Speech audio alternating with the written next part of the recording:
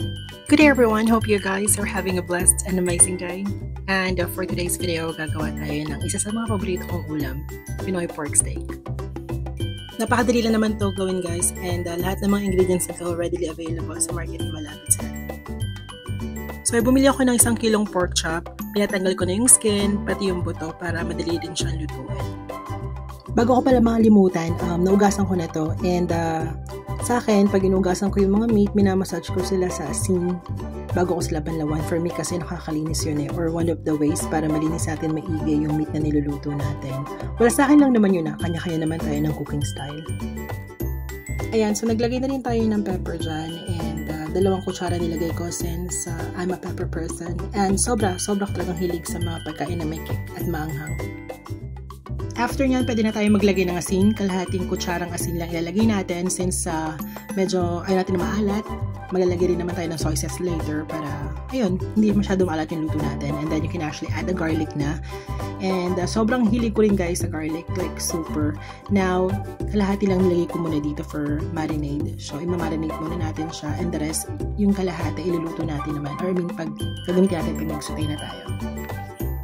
Then, we can add our calamansi na. So, dito, naglagay ako ng 6 pieces ng calamansi.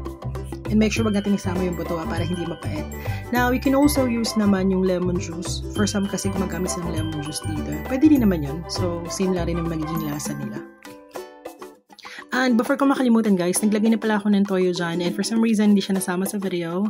But then again, 1/4 yung ginamit ko dyang soy sauce. So any soy sauce pwede nyong gamitin, pero mas masarap sana yung Kikkoman kasi medyo mahal siya. Ginamit ko pala dito Kikkoman na soy sauce. At ayan, after nun pwede ka na maglagay ng ginisa flavor mix. So tansya meter lang yan, tansya lang. Ikaw nang bahala kung gaano yung kadami ang ilalagay mo. After mix lang natin, just like so, para make sure natin na maging masarap yung ating ingredients. So, ako, dahan-dahan ako mag-massage kasi baka maghiwa-hiwala yung meat. Since natanggal na yung buto niyan, tsaka nagtanggal ng skin dun sa taba. As you can see, medyo maghihiwala yan pag hindi mo dinahan-dahan kasi sobrang lambot niya. And after nitong i-marinate natin, leave it for at least 30 minutes. Na kung gusto niyo mas malasa, pwede namang 45 minutes, an hour, or 24 hours. In my case kasi ulamin na namin yun nung araw na yun, naisip ko lang bigla na, ay gusto ko mag pork steak, kaya ganyan. 35 minutes ko lang siya binabad or minarinate. As you can see guys, talagang dahan-dahan yung pag-mix ko dyan. Ewan ko, ganun talaga kasi ayoko talagang durug-durug yung meat kasi malambot tong meat na to, yung binili ko. And then, after nyan, maglagay ka ng sugar. Yung iba hindi naglalagay, pero ako gusto ko may konting tamis. Alam yung tamis, anghang, tapos maalat. Parang ang sarap niya. But yan, kanya-kanya naman tayo ng luto again, and depende sa panglasa nyo. So, in my case, again, naglalagay ako ng sugar. Konti lang naman. Just like so. So guys, after natin siya i-marinate for 35 to 45 minutes, pwede na natin siyang lutuin. Now ako, pag nagpo-pork steak, ang ginagawa ko, piniprito ko muna yung pork chop. So, ipa-pan fry siya. I mean, konti lang talaga yung mantika. When you say pan fry, yun ang definition ko ng pan fry. Basically, we're doing this para hindi masyado matigas yung meat. So, luto na siya.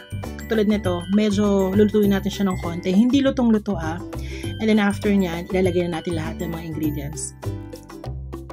So, nag-start ako, isusutay natin yung garlic.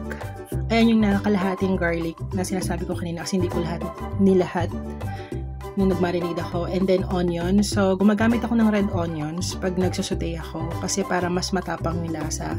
And then, after nyan, tatanggalin ko, ihalo ko naman yung white onions. Yan yung ilalagay ko sa ibabaw ng pork steak pag luto na siya. Grabe, sobrang bango, tsaka sobrang sarap ng amoy. Amoy palang ulam na talaga. And now, so ayan, all we have to do is just to wait lang mag-caramelize yung white onion natin. Kasi yun yung ilalagay natin dun sa ibabaw ng pork steak pag luto na siya. Ayan, as you can see, medyo nag-caramelize na yung white onion natin. All you have to do is to remove it. So, kasi ilalagay natin yan sa ibabaw. Not just a garnish siya para pampalasa rin dun sa pork steak natin. So, after nun, pwede mo nang ilagay yung pinan-fry nating pork steak, and then you can add the mixture, yung marinade natin. Yun yung gagamitin nating sauce para dun sa ating pork steak. Guys, sobrang bango talaga nito. So what I did is that I simmered it for 10 minutes. Since pan fry na siya, yung pork, yung meat, so medyo madali na siyang lutuin. And now you can also add yung kinaramelize nating onion rings kanina. So pampadagdag lasa at pampaganda sa itsura. Garnish ba?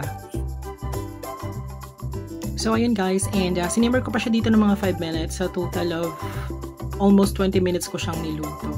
And ayan na yung finished product natin. Grabe, napakasarap talaga nito at napakabango. Now, hope you guys actually like my video. And if you did, please don't forget to like, share, and subscribe. And also, don't forget to hit the notification bell para lagi kayong updated sa mga latest videos ko. Thank you again, and you guys have a great day. Bye!